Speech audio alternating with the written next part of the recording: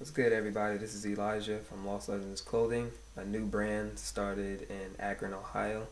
Just got my shirts in today, and I wanted to get you guys' opinion on them, what I can improve on, and what you like about it. So, let me show you the shirts. This first tee here is a baseball tee. The sleeves are red to accommodate to the red Lost Legends on the blimp.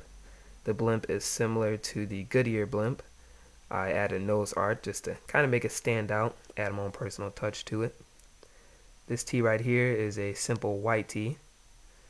As you can tell, the tags are still on the shirts. I plan to do something with that. I just wanted to keep this first shipment just nice and simple to get you guys' opinion on them.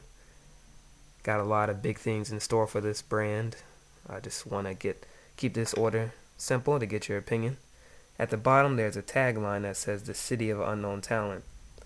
And that's what I really think reflects Akron. There's so much talent here, but it hasn't been noticed, therefore it is unknown. So these shirts plan to go on release next week, either Monday or Tuesday, and we have a few things that will be included with some of the orders. So make sure you guys definitely cop up. Thank you. Be a legend.